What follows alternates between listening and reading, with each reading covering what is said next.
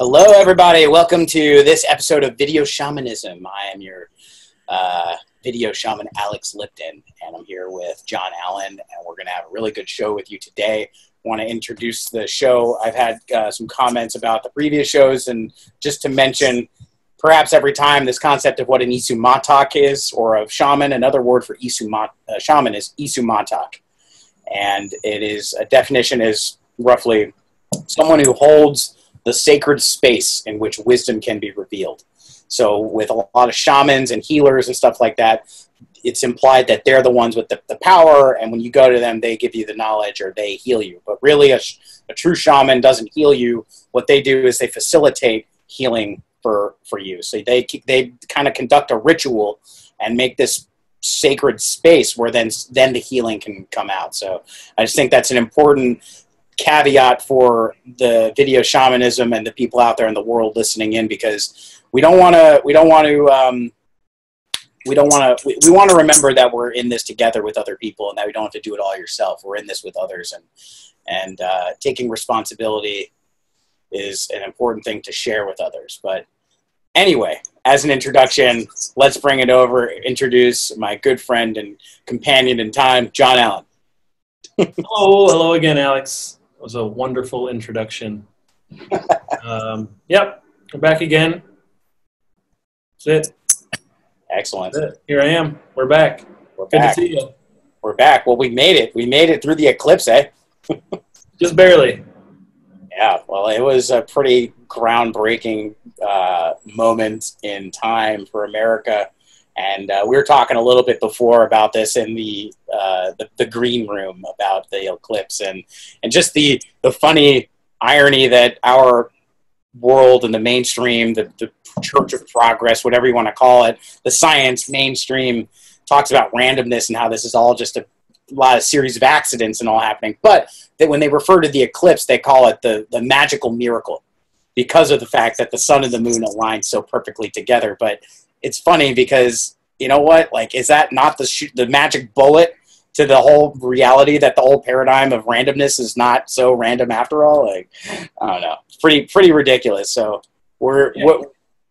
Yeah, exactly. That's the world is so unpredictable these days. When you think these people who always come out saying one thing and projecting this illusion or this reality, all of a sudden using words like magical and miracle and oh my gosh, and bringing attention to something that is not normally, brought to the attention of everybody, but all of a sudden it was the coolest thing that you could possibly be doing yesterday was putting some silly glasses on or a big box over your head, or it's just looking up at the sky when you're not supposed to.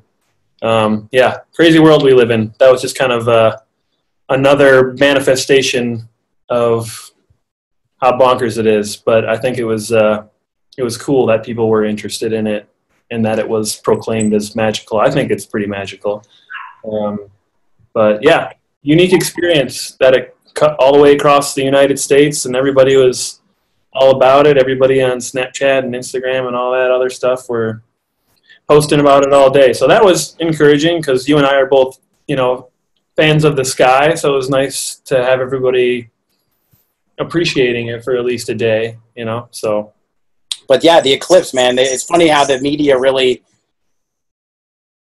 the media really was sure they don't want you to look at this thing without special glasses, man, or putting a box over your head. Right. Yeah, I didn't, I feel like a lot of places they were sold out because this was very trendy, very cool. So there were a lot of, everywhere you could get glasses, people had already gotten them. So like the museum or at the schools or stuff like that, they were providing them, but they sold out of them so quickly. I didn't even make an effort to go find some.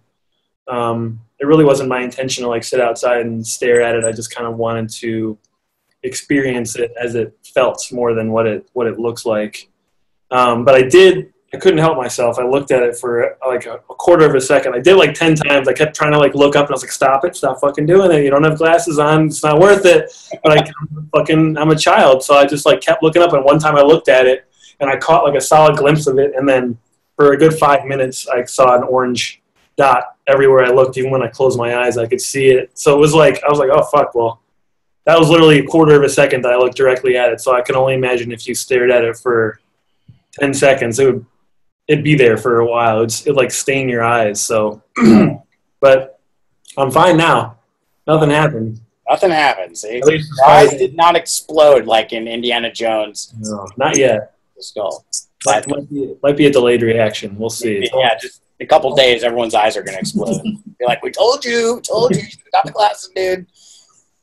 Yeah, man, it's funny. There's hold on, my dog's banging on my door. Come here, buddy. Which one? Which dog is it now? Is that Thor? Hey, Thor, come here. Come here. Come up on TV. Oh, hey, buddy. Poopy Force 1. I call him Poopy Force 1 now. Poopy Force 1. And he really responds to it. He'll be like chilling, sleeping, and I go, Poopy Force 1. He just like runs outside and does a perimeter check. He's definitely like the SEAL Team 6 of dogs, and I feel like Machiavelli would definitely be in that as well. Machiavelli is more like a judge. He's like the dog, like the high command. He's on the dog high command. Yeah, I don't think he's a field agent anymore. I think he graduated. He graduated from that. He's an inside dog now. So yeah. So back to the Eclipse and some interesting thing, and we must have talked about this at some point, but the concept of breatharians, these people that don't, and we're not talking about hippies here, we're talking about like Tibetan monk type people that have a very serious practice of meditation and just years and years of meditating in the wilderness by themselves. But they have these people that live to be over 200 years old, and they don't eat food, they drink water maybe minimally, but what they do is they mainly focus, they survive off of the air and the sun. So these people, what they do is they call it sun gazing. And supposedly this guy who's in his hundreds looks up at the sun what's your secret? And they interview him. He says, all I do is I stare at the sun for about an hour every day. And it's like his eyes are fine. He's over 100 years old. And, so I remember talking to some people when I first heard about this, they're like, oh, well, I'm just going to go look out at the sun now. If he can do it, I'll do it. So I'll just go stare at the sun. I think it's a little bit more than that, because when the breatharians, the ones that literally just live off of air, I think and they do the meditation, they don't look at the body as just a physical machine that needs oxygen in order to keep beating, right? They have this energetic understanding of it. So when they breathe, they don't just breathe the air, they breathe the cosmic ether of consciousness. So they take these deep breaths that really nourish them on a more of probably like a quantum physical level. So it's interesting that you've got these people that literally make a living off staring at the sun. And, they tell you, don't look at the sun, because, it makes sense. It's just, if you don't look at it with the eyes to see or the heart to feel, whatever you want to call it, just staring into the sun, it probably can do some serious damage. But when I was at the Sundance in Canada, during the ceremony, not the film festival. Not the film festival. This is a Native American ceremony, and you can look this up. It's a very powerful and relevant ceremony to life and just celebrating life, really. Happens in the summer. But one of the experiences I had was that we were all staring at the sun. Like on the third or fourth day of the ceremony, there's a big mountain in the sun. We all dance and stare up at the sun, and the sun comes up over the mountain. I stared at the sun, must have been, I don't even know how long, many minutes, just staring at the sun. But also, my eyes were tearing up with water because I was in an emotional trance-like state, staring at the sun. And I remember looking at it. My eyes didn't, they did have that burn effect for a period of time after, but not that long. Maybe it was because of the water in my eyes or whatever, but there was just a very powerful experience staring at the sun. And some people talked about how they saw these spirals, these very interesting patterns emerging. Who knows exactly what that is? And, the sun is just another being like humans and stuff like that. If you look at auras, you stare at a person long enough, you see that aura. If you look away from that person, you'll still see that, burn spot, if you want to call it that. Mm-hmm. So it's just funny that the consensus on the media and everything is just don't look at the sun, don't look at the sun. But if you get into the consciousness side of it, people that do look at the sun with their heart, feel it with their heart and their being, they can literally survive off of the sun. All right. It's just like anything that has power to it or that requires a skill set. You can't just give somebody a tool and not tell them how to use it. You know, it's best utilized when it's used in the way that it's supposed to be used. Like weapons, that's the big, you know, big metaphor is like we're kids on a playground and are in a sandbox and we got all these nuclear weapons. It's like, but, you know, we don't know how to use them. You know, so if you give them a gun to a child who doesn't know how to use it, they're not going to use it properly or whatever. Like something's going to happen. So if you don't know how to do something properly, something's going to be wrong. So staring, especially something like staring at the sun, when the possibility is so drastic, like when there's a lot at stake, you obviously need to be trained harder, you know, like climbing a mountain. It's like, yeah, it's simple. You just climb a mountain. It's like, well, if you didn't train for it, you don't know what to do, you can fucking die. But it's like, yeah, very simple. You go up, you know, but you need to know how to survive doing that. You need to train. You need to know how to do it. So staring at the sun, yeah, okay. We kind of did the same thing too. It's like, oh, that's great. I can't afford food, so I might as well just go stare at the sun, and I don't have to eat today. It's like, okay, you go outside, you're like, oh, fuck. It's really bright, you know?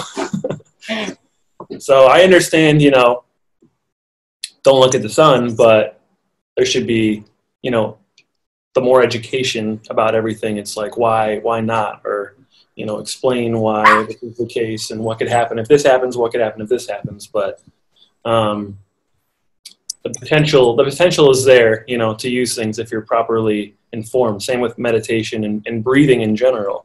Like, if you know how to breathe properly, you know, you get more energy. Or if you don't know how to breathe properly, you start getting lightheaded, or, you know, all these, there's a right way to do everything, or there's a better way to do everything.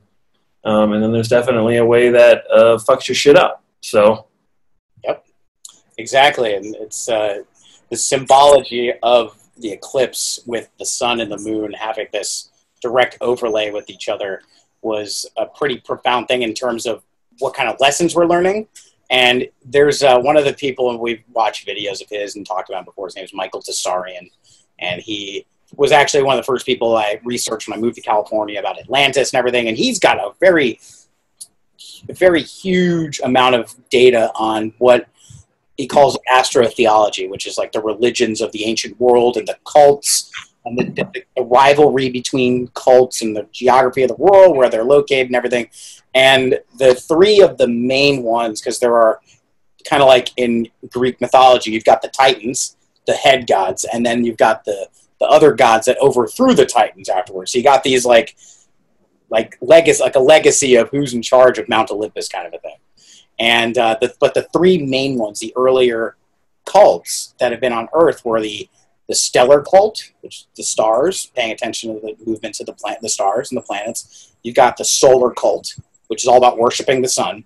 And then you've got the lunar cults, worshiping the moon. These are like the three main ones, the holy trinity of Astro Theology, if you want to call it that. And the solar cults is what our astrology is based off of. But the lunar cult, there's other astrology, like Mayan astrology, even astrology on the Far East, like in India, is based off of the moon. And these have very much rivaled each other. The sun and the moon are your classic opposites. So the fact that the sun is in the sky all the time, we're learning from the radiance of the sun. And you can even almost say like the Illuminati represents like worshiping the sun. They're the illuminated ones, the sun within. And there's this very rare moment yesterday where the moon covered the sun. The constant lessons that we get from the sun were temporarily masked. So suddenly we're seeing all these other lessons from like the stellar cult. The lunar cult hid the solar cult, and we suddenly see all these stars. And it's really interesting because right now, with the help of the internet, and increasingly more and more so every day, we're getting constant like, oh, you thought this is how it worked? Oh, actually, no, this is just a layer of bullshit. This is what's really going on. And so the eclipse literally just like blocked the illumination or the Illuminati sun for a second, or, you know, for a period of time. Suddenly we see all of these other lessons. So like, if we don't have the tools to learn, if the sun is blocking all of those stars every day, we don't really get to pay attention to those as much. But for just a brief time yesterday, we suddenly get the tools and the eyes to see like something that, like, you know, if you don't know how to look at the sun and actually get help from it, then you probably shouldn't look at the sun. But just similarly, it's like maybe these lessons that we haven't learned over a long period of time suddenly were revealed for a moment. So I'm sure there's going to be a very huge impact in the political world and whatnot right after this. I agree. Yeah, I mean, and it's going to take, like you said, it's only been a day. So I feel like the effects personally and globally, like everything, it takes a little bit for it to kind of settle in and then for things to reveal themselves. So I think, yeah, the effects of this will reveal themselves, and I think they will be noticeable. They will be legit. You know, they're going to be very impactful, and I just know how they'll be for me. And, you know, I'm a representation of everything else, as everybody is. So I already know what's been stirred up within me, you know, and we all know how sensitive and right now everything is, like, especially the political climate in the United States. Like, everything is just so delicate, you know, like anything could make this go that way, this go that way. Everything's just been set up so, like the house of cards classically, you know. It's just like everything is like, how is this still fucking going right now? It's just like anything from any side, or a little blow on one side, or somebody trips, or a fucking cat walks by, or even it's just like, it's time. Something's going to happen to make the dominoes start falling.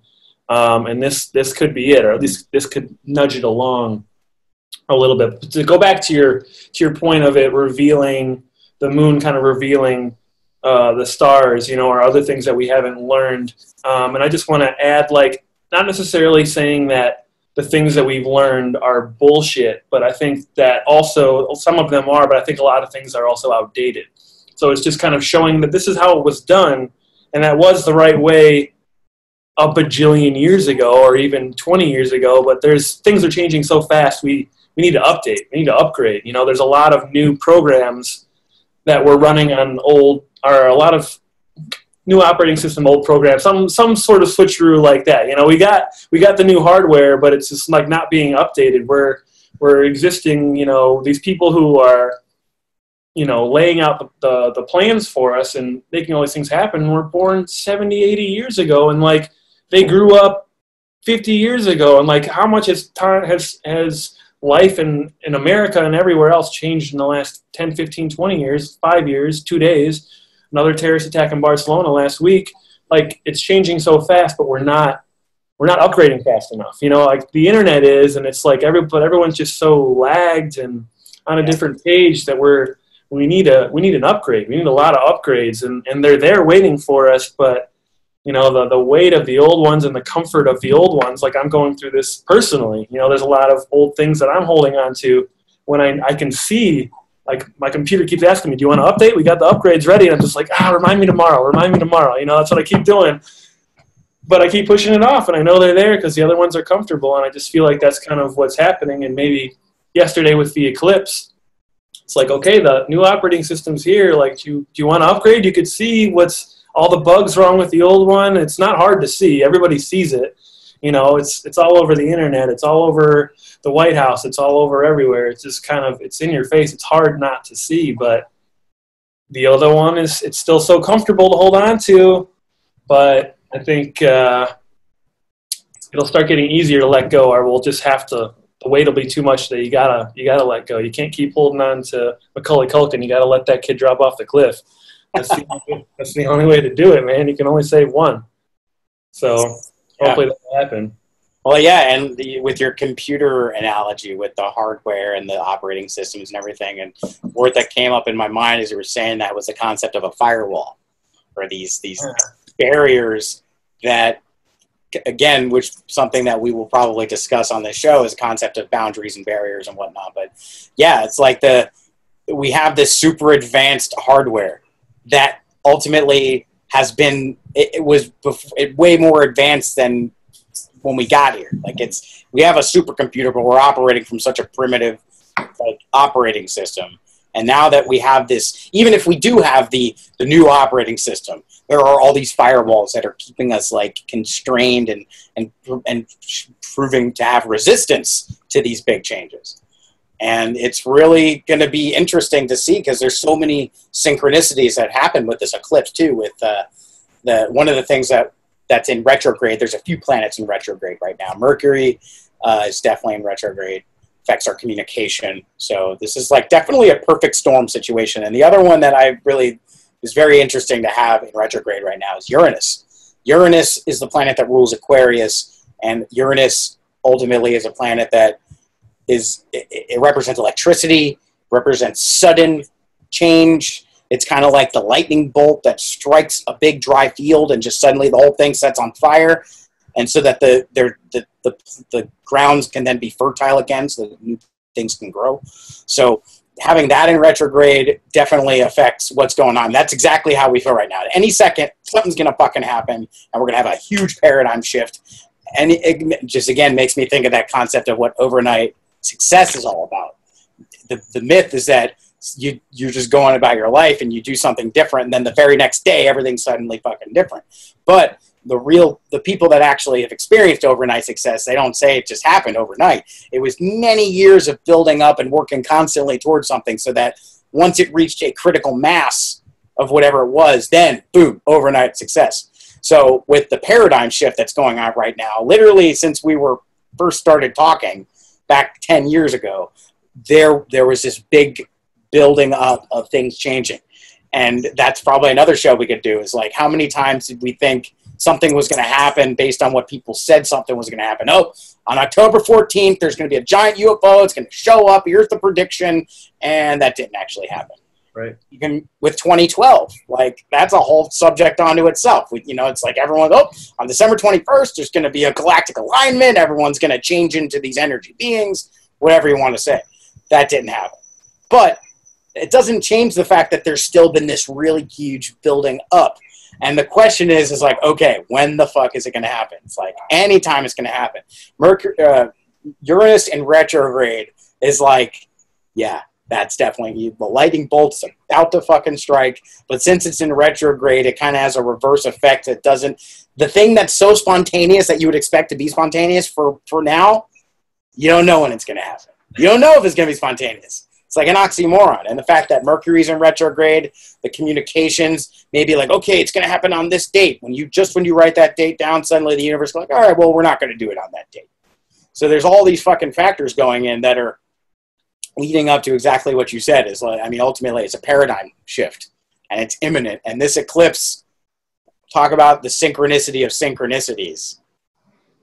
It's amazing. Yes, it's perfect. But like you said, how many times have we been convinced? We've gained a little wisdom in the last 10 years and learned about life in general. When we met, we were in our early 20s, so not a lot of life experience outside of our parents' wings, so we didn't really, but since then we've had our share of experiences, and we've just learned through life, things always take longer than you want them to and that you expect them to. There's always setbacks, like on a film set, like we got delayed 20 days, or we got delayed this, or in our case, we got delayed a day, or we went over budget. The government's like, oh, we wanted it by this, now it's going to be by this. Like, everything always takes longer than you wanted to. I've said that before around my buddy, and he said, he corrected me, he said, except sex. So everything takes longer than you expect except sex. But this isn't sex right now. Maybe it is in a weird way. But you come to hope that these things are coming, and you see all these things happening, and these clues, and this event, and this solar eclipse, and everything's aligning. And you read all these articles, and then these insiders are saying it's going to happen. And then you say, yeah, somebody makes a prediction, and then the universe is like, yeah, since you wrote it down, we're going to delay it a little bit longer. We just want to make sure, something that's been, infinite time in the making, they're not going to rush it, So it's a couple extra days or years or decades, not really a big deal. I think we selfishly are like, oh, it'd be great if it happened when we were like around to enjoy it and could like jump around and do whatever the fuck we needed to do. That'd be better than maybe if we were like 95 and it happened and we're like, oh, okay, can't move, or just like can't walk around the block, can't run. It'd be nice if we were full of our youth when stuff like this happens, but I don't know when it's going to happen, and it keeps not happening, but it keeps building. It's getting bigger. Like, there's no denying that these things have happened. Like, there's no denying that 9/11 happened. That is a massive thing, regardless of what you think, who perpetrated what. It is a massive, massive thing. in a very sacred place, you know, and that really happened, you know, and then all these other things have really happened. The solar eclipse really happened yesterday. Like the sun perfectly lines up, the moon perfectly lines up in front of the sun. The sun is 96,000 miles away, the moon is 248,000 miles away, and they perfectly line up, even though they're completely different sizes. Like, that's magical. You know, that's something, and it's another thing just to add to the pile that's rolling up, the big snowball rolling down the hill. But what's it going to be? That's going to be the lightning strike. It's like, is it going to be a lightning strike, or is somebody lit a fuse that's like in the movie, like, and it's winding for like 20 days around this, and then somebody tries to stomp it out, and then it comes back on. It's like, I just watched the Lost episode where they're blowing the hatch, and then Hurley sees the number. It's like, don't do it, don't do it. And fucking tries to stomp it out. Same shit, man. And the fuse is like burning, and it's getting bigger and brighter, but, you know, it's spontaneous. You know it's probably going to happen. You can feel it, but you don't know when it's going to happen. You don't know what's going to be. But like we said before, there's so many goddamn things it could be right now. Fucking North Korea, Russia, China, Trump. Who knows what's going to happen? Honestly, there's just like Antarctica, meteor. You know, I feel like we forgot about meteors, and all of a sudden there's one day they're going to be like, oh shit, fucking Bruce. Oh, a meteor! Oh, fucking meteor! Oh shit, forgot about that shit. Damn it. Or I don't know what it's going to be. It could be so many different things. So that's exciting, and you feel it coming. But, you know, I've kind of like, I remember after 2012 didn't happen, David Wilcock kind of being like, oh no, 2017 actually. Yeah. That's actually probably more like, that's like, you know, okay. It's like watching Parks and Rec. There's this cult in Pawnee that like has an apocalypse like party every so often, and they rent out the park and like have a little seance and whatever. Then it doesn't happen, and then he like goes at the end of the episode. He goes back to her and he's like reschedules. He's like, actually, I reread the text and I miscalculated a couple of things, and it says it's going to be May 30th. And she's like, well, actually, he's like, May 31st. She's like, oh yes, we have that day available in the park. He's like, yes, we re-reviewed, and you know, it's okay. You know, this was supposed to happen. Yeah, it's like we gotta take our expectations and slow our roll with our expectations. I think a good general rule with this is to look at whatever you expect that's going to happen, like whatever we expect, the big paradigm shift that's going to happen in the future has already happened. Once you take that quantum leap and realize that, like, okay, maybe it already happened, then things kind of start to fall into place, because you realize, like, a lot of the New Age consciousness movement people will talk about how, and even the wise ascended masters of old times would tell you that the answers lie within. So whatever's happening in your external environment is really, in so many ways, just a reflection of what's going on in your own personal life and the collective personal lives of the people on the planet. So if you take the leap and say it's not coming in the future and that it's already here now, then you start to apply what's going on in your day-to-day life with what this paradigm shift means. So it's like by becoming that paradigm shift, then you don't have to worry about specific dates. And I would go as far as to say that the more people do that and get into their own self before looking out in the environment, seeing where's the change out there. Well, obviously there's a lot of changes happening out there, but as far as this moment that, like the event, like the show, the event, when the fuck is that going to happen? Well, let's just agree here that it already happened, and it's still happening right now, and it's just about our consciousness catching up and attuning to the signal, which has been broadcasting. Like the pilot already aired, and we're just trying to get the channel right so that we can see what's happening right in front of our fucking faces right now. So yeah, like and America. There was the vision. Okay, back just a little thing with the house was with we had this huge obsession with George Washington when we first moved into the house. We had a little picture of him up on the wall, and my parents got me a documentary. We just loved George Washington for some reason. First of all, who doesn't love George Washington? I just want to put that out there. Fuck you. George Washington was a slave master. Maybe we should take his statue down. Anyway, sorry. But yeah, George Washington, great man. He was a very prominent Freemason, and wooden teeth. If you haven't seen the video, if you go to YouTube and type in George Washington, you'll I think it's the first video that pops up. It's a little animation, fucking hilarious. Highly recommend it.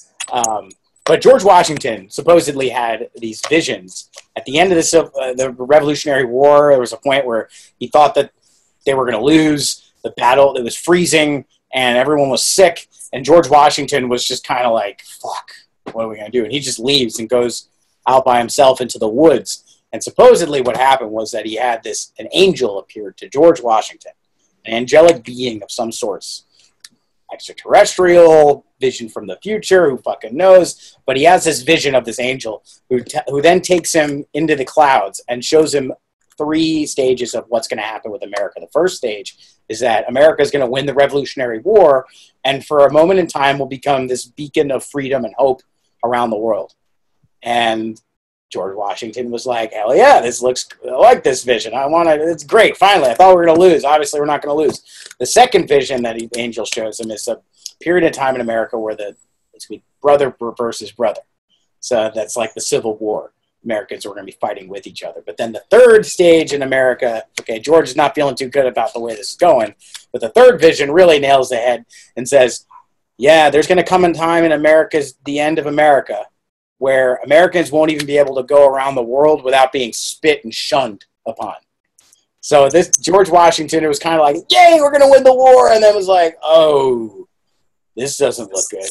And that apparently influenced his decision really to not want, or his feelings why he didn't want to be the president, was because even though they won the war, there was some other shit going on that he had this vision. It was like, there's going to come a time America is going to become the absolute opposite of what it was founded to be. So flash forward to the present moment. Obviously, that's pretty much where we're at right now.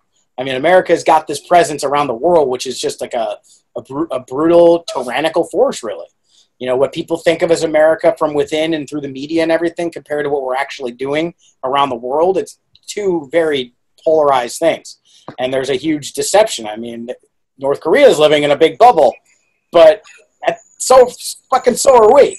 It's a different kind of bubble, but we have this belief system about how America works. And right now, with the eclipse, when that happened, the planet Mars, which represents war and the ego, compulsiveness, very much like a Trump energy, or an America energy, what America's been, was directly coming up over the horizon, which is like the challenge we face right now. So just as the eclipse happens, we have this planet Mars coming up over the horizon. And apparently Donald Trump's natal chart, his birth chart, shows that Mars is in the exact same position. So yesterday when the eclipse happened, Mars was in the exact same place that it was when Donald Trump was born, which is a very interesting magical miracle when you come down to it. It's like, oh, what a coincidence. And here's the final part of this little bit, was that when the moon eclipsed the sun and we see all these stars, since we're in the sign of Leo right now, the constellation Leo is behind the sun. There's a star which is the heart of the Leo constellation, the heart of the lion, called Regulus. And Regulus apparently represents an angelic being who punishes those who are vengeful. And you got the first ever total eclipse that covers the hugest swath of land that most people has ever seen it, probably in recorded history. Literally just marks right across America. Just, symbolically, you've got a country divided. You've got the revealing of like what our challenge is right now is we're a warlike, vengeful country. And you've got this being, this star being right there that's at the heart of the line where we are. And it's just like, we're going to punish you if you're vengeful. So it's like, and then the fact that Steve Bannon stepped out of the office on Friday, or he was ostracized from the office. I don't know exactly the vague news, but Bannon's gone. Trump, according to David Wilcock, is going to be resigning in the next month. So I don't know, this whole astrology thing, it's very much pointing to shit's about to hit the fan for real this time. Yeah, I mean, it sounds like it just kind of put everything out there. I mean, it's not really, none of that sounds surprising, even if you're not into astrology or any of that. It's just like, that makes sense, Yes, all of those things you said were true, the being vengeful, and then obviously, historically, anybody who's vengeful has karma come back on them at some point in some way. and it's leading both ways right now. I mean, it just really depends on who you ask, and then you don't know what to believe or what to feel. Like, it could go so many different ways. Like, we could be vengeful, we could start World War III. That is a possibility, and that if there is a reality where that's happening, where the world ends in, there are probably many, many, many realities where the world ends in nuclear war. You could ask anybody, and it wouldn't be too far-fetched for them to predict how that would happen. It wouldn't take that much, right? Because, like we said, it's all ready to be there. We're just waiting for someone to light the match. So it could go, it just depends which fuse it gets, or which way the energy goes. And with Trump, it's literally a toss-up. It could go either way. You like to think he's maybe most people don't like to think that he thinks he's doing good, but I think that he wouldn't intentionally do something dumb, all right, like that would cause harm, but maybe he would, like, unknowingly. So it literally could be like, I'm going to do a good thing and try to do this, or fuck you, don't be mean to me. I'm gonna start this fire. I'm gonna start this world war because you were a jerk. You called me a name. He's a kid at heart. Like, doesn't want to be bullied and wants to prove that he's cool and win the popularity contest, and doesn't want to look like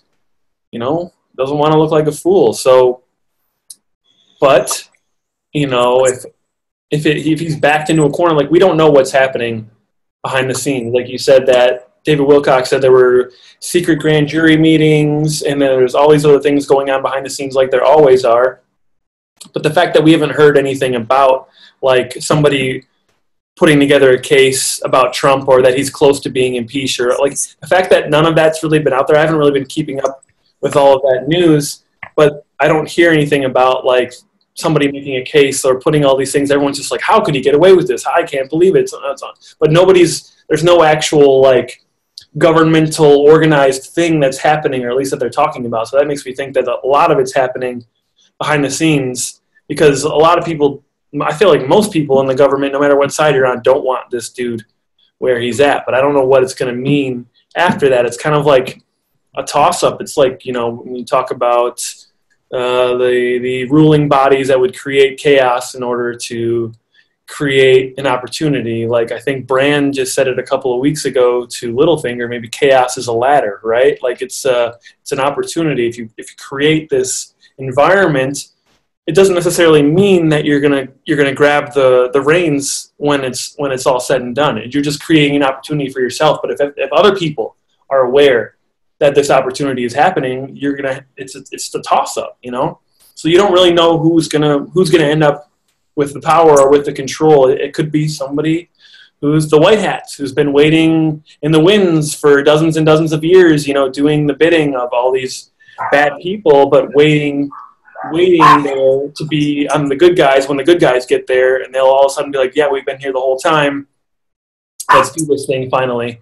So a lot of different things could happen. So I really don't know what it's going to be, but I think the opportunity will be there for the change, but I just don't know which way it's going to go. I try to be positive about it, and I like to think that, okay, I'm in this reality, Alex is in this reality. That's pretty good so far. I think that things would go positive for us, but I don't know. We could get incinerated. I'm not really sure, but probably both.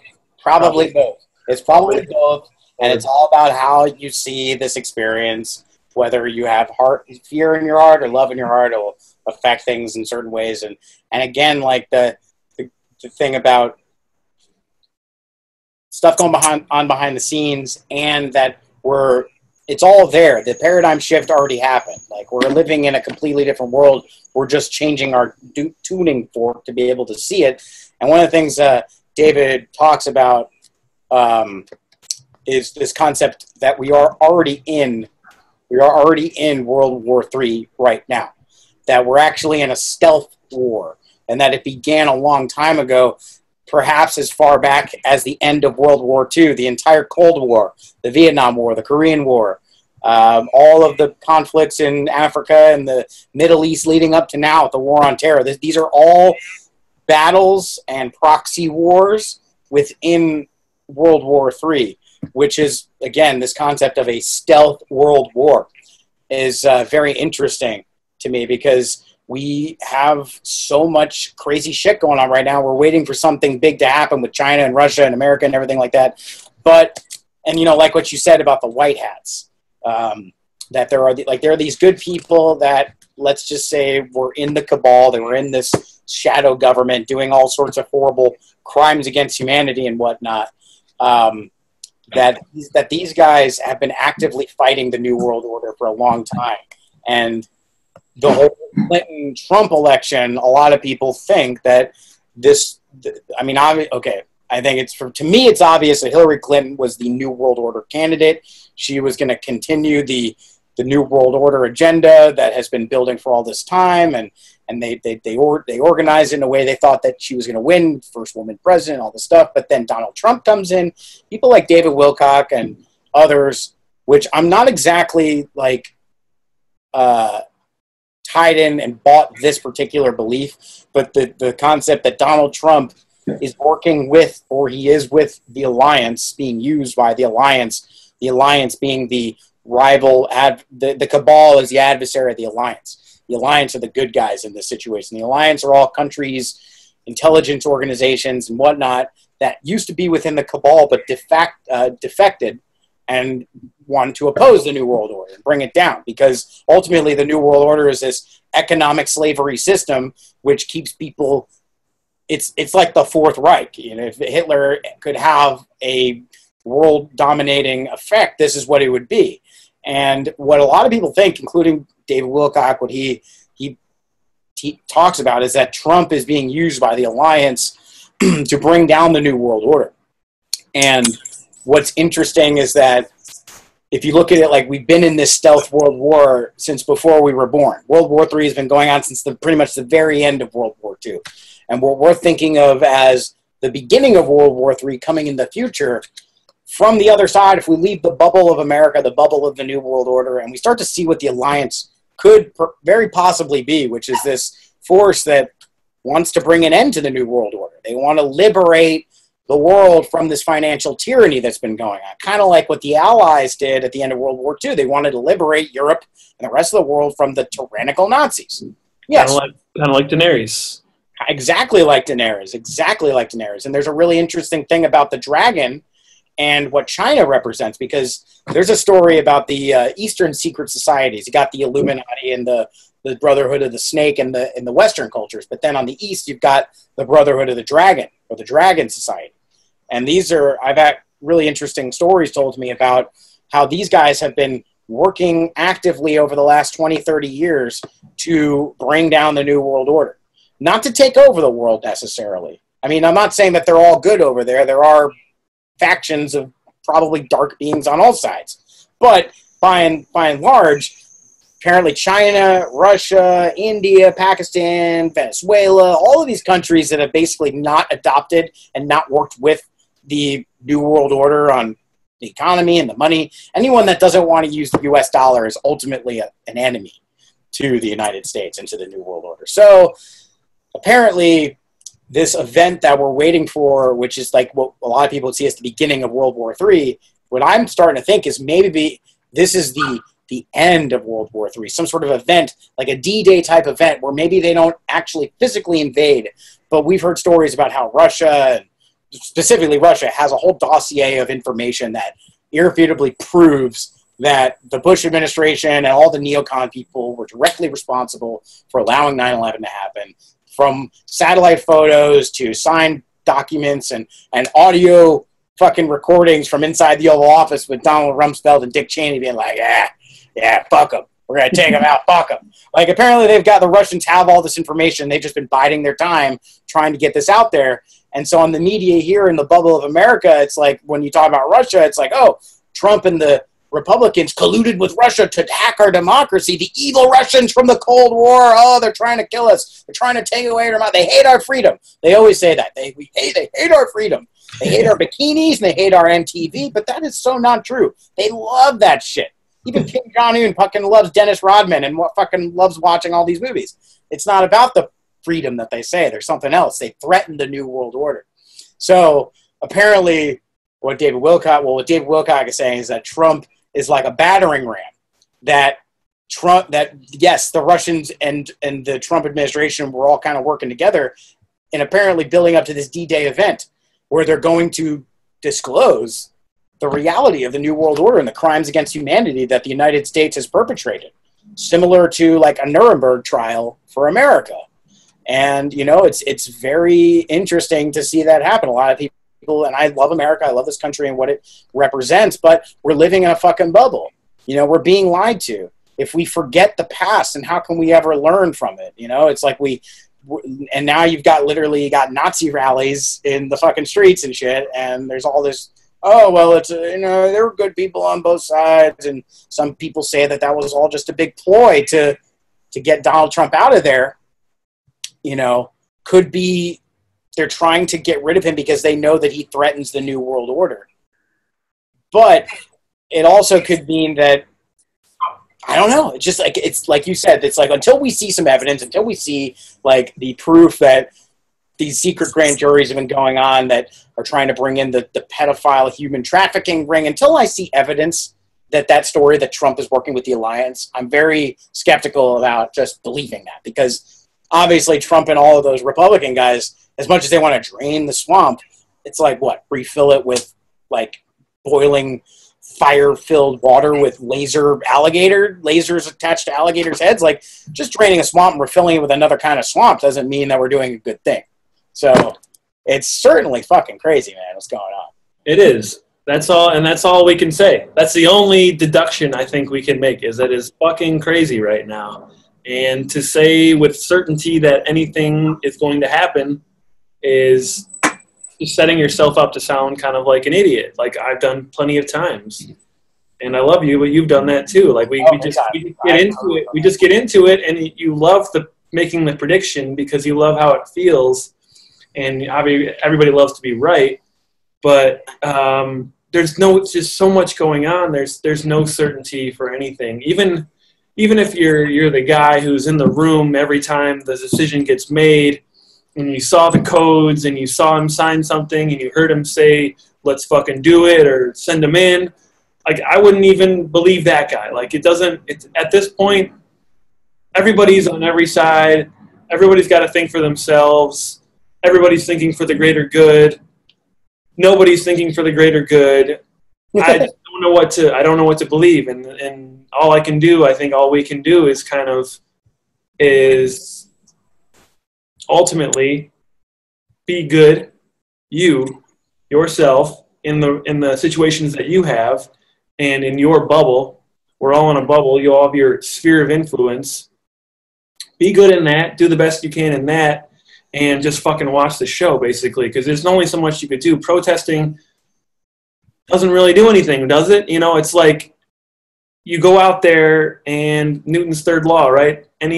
Every action has an equal and opposite reaction. If there's a bunch of angry Nazis out there, there's going to be a bunch of angry liberals out there, and something bad's going to happen. It's not going to end in everyone sitting in a circle cross-legged being like, yeah, that's a good point. You know, I never really thought about it from that perspective. That's never going to happen that way, because there's too much energy, there's too much aggression, there's too much passion there for anyone to sit down and be logical about it. So you're never going to find peace that way. I understand, you know, putting your case out there and being one for your people. You know, we stood outside with signs, we've gone on marches, you know, it's cool.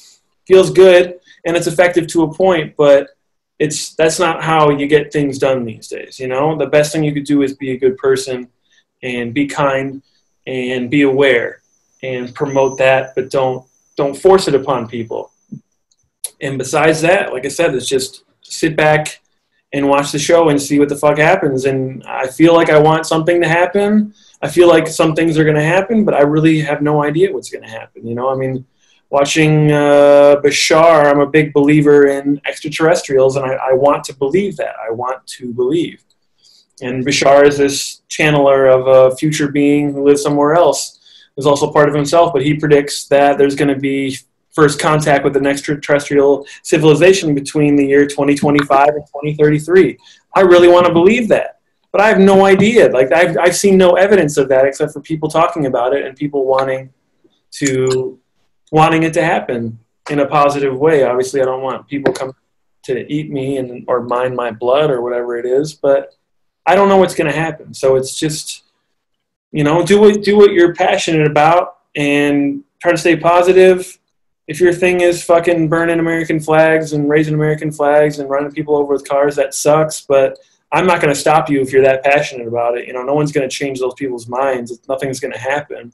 Yeah, just because you don't want that guy to run over people doesn't mean just because you have to do something, you jump out in the way of the car. Yeah, I mean, right. It does. Maybe it does, but maybe it does. See, that's the thing. It's constantly in flux as soon as you assume that that's or becomes certain in any sort of way. And what you just said kind of reminded me, there's in the movie The Santa Claus with Tim Allen. And he goes to the North Pole, and he doesn't obviously, Santa Claus, bullshit. And he gets there, and he's sitting there. He's like, I can't believe I'm talking to an elf. It's like, I see it, but I don't believe it. And she's like, oh, silly. Seeing isn't believing. Believing is seeing. And it's like, but, you know, it's kind of true. It's kind of true. And it made me even think of another story from the house, actually. I'm pretty sure Thrice was playing, or we went back inside. We were having this we got high, and we started having this really crazy, awesome conversation about aliens. And we went outside, and we were just talking about kind of the same thing. Like, what? It's like, we know they exist. Why don't they just fucking show up?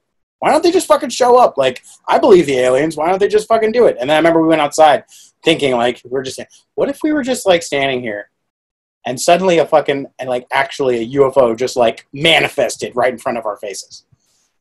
How would we react to that? You know, it's like we say we believe. We have conscious understanding of what they are. But as far as our programs go and the way that we spontaneously react, and even, was it Corey Good and David and other people that experienced reptilians, not that David experienced reptilians, but they say that when you physically encounter one of these beings, you have a visceral reaction to it that makes you feel sick. You see this thing that shouldn't be there. It has a smell. It just suddenly you go into like a fucking catatonic state. So I remember standing in the backyard with you, and it was like, yeah, we believe in aliens, but like letting go of the expectation of what we think we would do. How would we react if we fucking literally just saw a fucking UFO just standing there? You know, and then I think at the time I was like, honestly, I'd probably be a little freaked out. Be like, holy shit, you know. And then we started asking questions like, okay, now that we've seen this, how would that affect our lives? Let's say a UFO just appeared in the backyard. Would we be able to just be chill about that, going to school, acting like, you know, reality is normal? No, we'd probably be fucking like telling everybody about it, creating a lot of ripple effects into the thing. So taking the leap and thinking that these extraterrestrials are aware of time in a way that we're not aware, that when it comes down to something like intervening in human affairs, they have to be very conscious of that because they know that the ripple effects. So, like, you know, it's like just because we don't see it, or let's say even if we believe it, the concept of the word belief implies that there's a barrier there. There's something I can't see, and I have faith, or I believe that there's something on the other side of this wall. I know that I can't see East Germany on the other side of the wall, but I know it's there. I believe it's there. But I have to, you know, there's a lot of, at the center of the word belief is the word lie.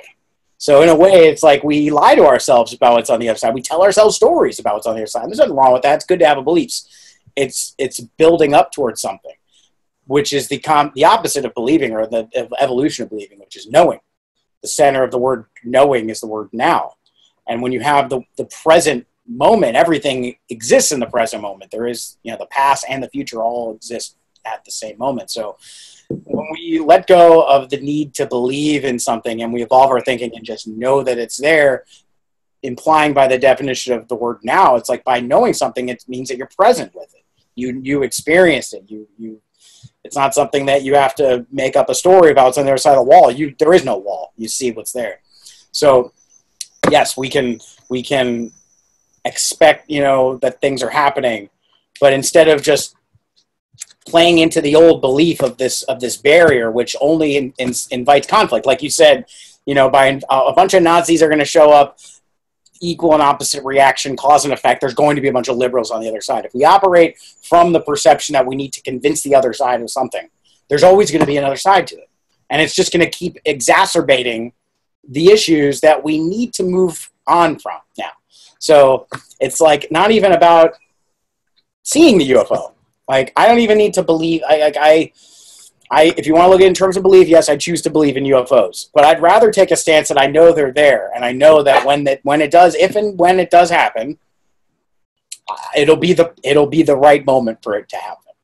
And I don't need to extend myself into the future and expect that to happen, because I think that ultimately extraterrestrial life doesn't play like that. Like in Star Trek, you got the Prime Directive. You don't interfere with evolution of any species unless they ask for it. You don't help somebody unless they fucking ask for the help. Right. You know, it was sure, everyone's had that experience too, where you try to help somebody and they don't want your fucking help, and it never ends well. And then especially in a situation with extraterrestrials, if you came in too soon, you know, like we were talking about with everything else, like if there's such a long process for something, they're not going to jump the gun on it. You know, same thing with the government and the big world changes, but then externally, which is kind of just, you know, a different aspect of the same thing, it'll only happen when we're ready for it. Like, you know, I think we were modest in saying, oh, I'd probably freak out if I saw one. I think we'd fucking run away screaming and pissing ourselves. Like, that's honestly what would happen. You know, I like to be confident about it, but at this point, that does not exist in my physical reality. Yeah, I watch videos and I think about it and I feel it, but seeing is very different, and having it and smelling it and having different senses, realizing that is real in your reality is too much, you know, for most of us, which is why I don't think it's happening. It'll happen. Oh, I thought Machiavelli was coming in here. And that's why it'll happen when it's supposed to happen. Same thing with everything, with the big changes. They won't happen prematurely because they can't. They only can happen when they can happen. And especially with something so large like that, you know. So that's just how it's going to be. And there will be little things along the way, like the eclipse yesterday, and little things in the government, and then big data leaks, and then scandals, and more celestial situations or happenings. But it'll always happen when it's supposed to happen. Same thing with everything. And I got things personally happening in my life right now where I have to think that that's the same thing. You know, forcing anything, anytime I've tried to do that, not the right time. Timing, you know, they say that timing is everything. It is everything with everything. So you have to be ready for it, and it has to be ready for you. So you just kind of got to exist knowing that they're out there, or that this thing is going to happen, but don't be, you know, aggressive towards it. You just have to be who you're going to be, and let it be who it's going to be, and then you'll meet when you'll meet in the right place at the right time. One of the things we had at the house written on the wall was the by the east wing, there was the symbol with the boat-looking design that represented the original people, all of us living at the house. And then underneath it, writing down, there's the forces. I think it was like in a compass type of thing. You have the law of attraction, you know, the secret. Whatever you think will basically come back to you. So have positive thoughts, and positive things will come to you. But I remember saying at the time, just the way Hollywood and the publicity thing works, like, oh, well, they've got this secret they've been withholding for thousands of years, and now you finally have the secret. Oh, but guess what? There's more to the secret. You're gonna have to come to the secret part 2. Oh, we just uncovered another hidden secret. Oh, we found a tomb and there's a scroll. Oh, there's another secret. I wouldn't be surprised, because like the law of attraction, as valid as it is, kind of implies that the universe is like a big vending machine. Whatever you want, you can have it. You just put the thing in, it comes back out to you. But there's other forces, and you named one of them was about balance. And I think one of the one I wanted to get into was the force or the law of allowance. It's like letting things unfold without your intervention. It's like they say, it's like you're creating your reality. We're creating a reality, but more so we're co-creating a reality with other people, with the earth itself, with the cosmos. So it's like a game. You play, you dribble the ball, and then you throw the ball, and then they got the ball for a while. You don't go over and fucking steal the ball from them because they're working in a game here. The goal is to get to the other side, but you have to have this play with the environment, whether it's through other people or nature itself, to actually do it. So you got to let go, and that's kind of, I think, more important of a lesson to learn right now in terms of human evolution than just getting the disclosure that yes, we've been lying to you. Yes, there are aliens. Yes, blah, here, the truth, full disclosure, boom.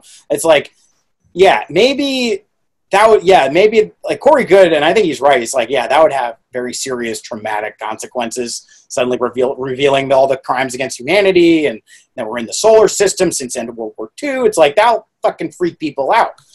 And you know what? Maybe we're all building to that in one way or another. It's going to happen on a timeline. Timeline is flexing. But the more important lesson I think here to learn is like that thing. It's like the law, the forces of nature itself. How do we manifest reality? Yes. The law of attraction, what you think will come back to you. Well, okay, well, what are you thinking? What's your intention? Okay, your intention has an effect. Maybe your intention is to make a lot of money. Okay, the law of attraction says, okay, well, if you're going to visualize money, the money's going to come to you. But what's your intention with that money? Are you going to use it just to buy a bunch of shit and be materialistic and just spend it frivolously and just want to be selfish with the money? Or are you going to use that money for a charity? Like the intention has a big part of it. And then the other one is allowance. It's like, okay, well, now that you've set your intention and you've let it go, you have to let it go. And that's a big one that we're like that like, even though we believe in aliens, we believe all this stuff's going to happen. We've had the experiences of knowing or thinking things are going to happen on a certain date. And then after time and time again, no, it doesn't happen the way you think it does. You can either just let it go and accept that that's the nature of reality. And then the jaded side is like, oh, well, see, none of it was true. I'm not going to pay attention to that shit anymore. I'm not going to even bother thinking about that. And I think in a way, that's what the universe, the environment, creation itself is challenging us to do. It's like, in spite of odds like that, we have to maintain this sense of knowing. We have to let go. It's the balance. And that's the fourth force in this manifestation compass, is the force of balance. We gotta, okay, now that we set an intention, it goes out into the field and we allow it to happen. It comes back to us. Now, when it comes back to you, sometimes what you think you want, it goes through that process. You get what you want. You realize at that moment, once you get it, oh, I don't want this. This is not what I really wanted, you know? So then you have to balance that out with your intentions. Okay, do you keep doing the same thing over and over again, expecting different results? Or do you change your intention? Do you allow things to happen? Do you have to let go more? Do you have to hold on more? The balance of holding on and letting go. Do you hold on? Do you let go? Well, I think ultimately it leads to the question, what do we hold on to and how do we let go at the same time? You know, obviously our bodies are somehow not falling apart. The cells are in an organization, you know, just because they're letting go and their cells dying and being reborn all the time. We don't just dematerialize every time, you know. There's something holding it together, but there's also a letting go process going on at the same time. So how do we do both at the same time? Exactly, and that's a hell of a question. And I think that's a good place to kind of wrap everything up right now, because there's, you know, with so much going on, and just going over those four laws, it's like you kind of get lost, and then you get overwhelmed, and then you get too passionate, and it's just like an endless cycle, and then nothing seems to happen, or it just seems to get worse. And I think the balance and all of those things are good things to think about, and let it happen, and have patience, I think is what the law of allowance is. You know, have patience and don't lose the passion, don't lose the faith about it, because, you know, like when it doesn't happen, it's just like, oh, well, fuck this, I guess it's not what I thought it was, or you just get mad, or it just changes everything and kind of uproots all of the work that you've just done, because you didn't give it a little bit of extra time, you know, because everything takes time to create. You know, a seed takes time to sprout and grow into a tree. If you only waited for a day and you're like, oh, it hasn't sprouted yet, fuck this shit, and like kick it and uproot it, it's like, okay, well, no, you just wait a little bit longer. Have patience, have faith, go do your thing. You don't got to sit there and stare at it.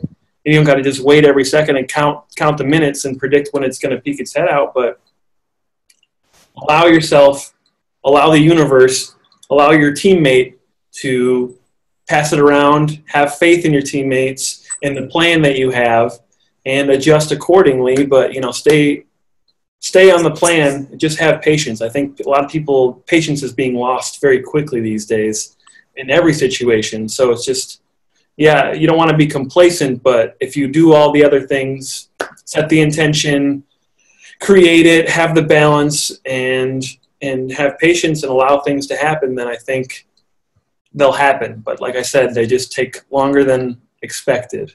Yeah, and if it's meant to happen, it will happen. If you feel a calling, pursue that call. Pursue your passion. a final story to really identify this in another way too is the story of Uncle Bruce with when he was writing the Biology of Belief. And he was writing the Biology of Belief for years. He had been developing this thing for like a number of decades, basically. And it got to a point where he was writing the book. This is in the early 90s. And he got to a point where the book was pretty much ready to go. He'd been working on it. And I got to do it. I know it's the way I got to do it. And finally puts it together. And he had an opportunity to sell it to a publisher. Oh, yeah, we love your story. We'll take it. We'll do the whole 9 yards. You get a thing at Barnes & Noble. We'll do the book signings. You get the standee with the Bruce Lipton standee next to the books. Be like, come buy a Biology of Belief. And for whatever reason it was, it didn't work out that way. And he was pretty let down about it. It was like, you know what? Like he missed the opportunity to get that particular thing, and he thought he missed out. And it's like, oh, maybe people won't read it. And then, but all this, he was going through his own spiritual development in his own way. So he was learning about those forces of manifestation at the time. And since it didn't work out, there was a period of time where he started to get like, you know, not jaded, but just disheartened by the whole thing. Maybe this isn't supposed to happen. He was sick of writing. If you talk to any actual authors, but book writers, most of the times they hate writing. That process is just like getting that. It might be good to get the stuff out there, but it's a very grueling process from what I understand to go through that whole publication thing. So that was all like kind of relief to him. He's like, I'm just going to walk away from it for a little bit. So he waited some time. This is throughout the 90s. And if you think about the climate of the interest in the 90s, I mean, there wasn't a really solid new age movement at the time. You might have had people like Tony Robbins and like Wayne Dyer maybe. There was very limited. But then he went back in and started working on the story. He persisted because he knew this was meant to be. And then when he finally finished the book in the early 2000s, in 2003, 2004, suddenly, like, all of the planets aligned and the publishers came to him and they released the book, and it was a huge success, and it still is. And, like, the climate of interest at the time in the early 2000s, the self-help movement was growing exponentially. More and more people were waking up to a new reality at that time. In the 90s, if he had released that book in the 90s like he was thinking was going to work, probably wouldn't have been received that well. People weren't ready for that book. It might have had its like rise and fall and disappeared. But just because he persisted and he accepted that, you know, things weren't going to work out exactly the way he wanted and just persisted a little bit longer, boom, it fucking took off, and it's still taking off to this day. So just like we were saying, got to let go and have faith in the process and just be present with the whole thing. And if it's meant to happen, it will fucking happen. Exactly. And stay persistent with it. And that, just as a quick thing before we go, that reminds me of a story called Mandala that we've talked about. And we've always been concerned about wanting it to happen. It's almost happened, but then we're like, nope, you always bring up biology belief. It's like, when the time is right.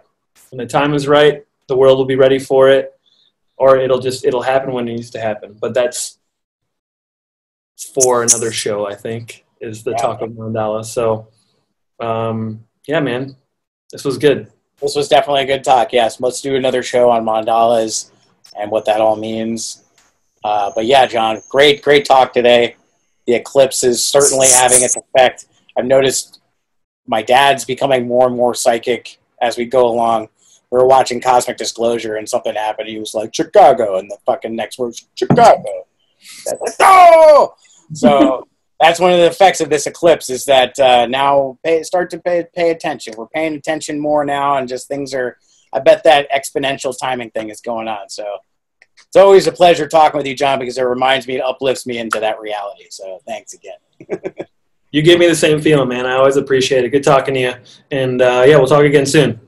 All right, brother. Everyone out there, thanks again for listening, and share it with your friends. Check us out on the interweb social media thing. And if you have any insight you'd like to share, just send it to the email address alex@videoshaman.com. You can find us on Twitter at WeBeTrees and at Alex Lipton. So thanks again, everybody. Thank you, John, and we'll see you next time. Peace.